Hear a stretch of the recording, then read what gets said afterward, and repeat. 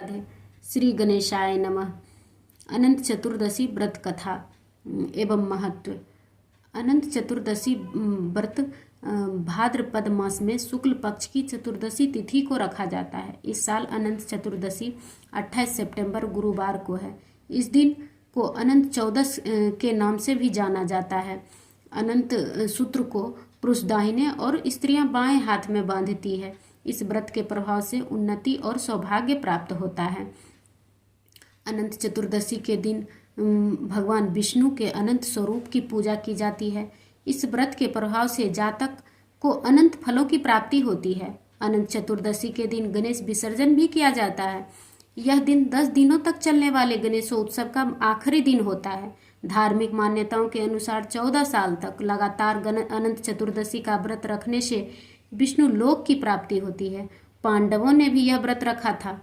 जब पांडव जुए में अपना राज्य हार कर वन में कष्ट भोग रहे थे, तब भगवान श्री कृष्ण ने उन्हें अनंत चतुर्दशी व्रत करने की सलाह दी थी। पांडवों ने अपने वनवास में हर साल इस व्रत का पालन किया। इस व्रत के प्रभाव से पांडव महाभारत के युद्ध में विजयी हुए। कहा जाता है कि सत्यवादी राजा हरिश्चंद्र को भी इस व्रत के प्रभाव से अपना राज्य वापस मिला था। इस श्री कृष्ण ने इस व्रत की महत्व समझाने के लिए एक कथा और सुनाई, जो इस प्रकार है। प्राचीन काल में सुमंत नामक एक तपस्वी ब्राह्मण थे। उसकी पत्नी का नाम दीक्षा था। दोनों की एक परम सुंदरी, धर्मपरायण और ज्योतिर्मयी कन्या थी, जिसका नाम सुशीला थी। सुशीला बड़ी हुई तो उसकी माता दीक्षा की मृत्यु हो गई।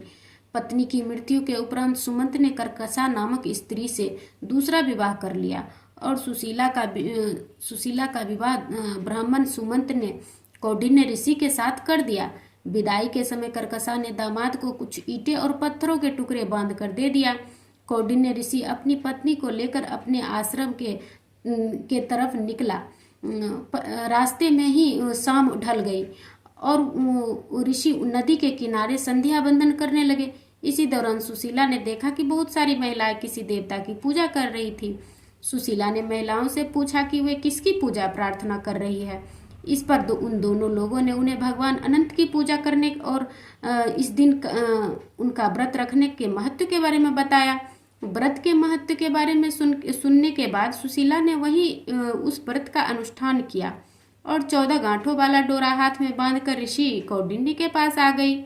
कौंडिन्य ने सुशीला से डोरे के बारे में पूछा तो उन्होंने सारी बात बता दी। कौंडिन्य ने यह सब कुछ मानने से मना कर दिया और पवित्र धागे को निकालकर अग्नि में डाल दिया। इसके बाद उनकी सारी संपत्ति नष्ट हो गई और वह दुखी रहने लगे।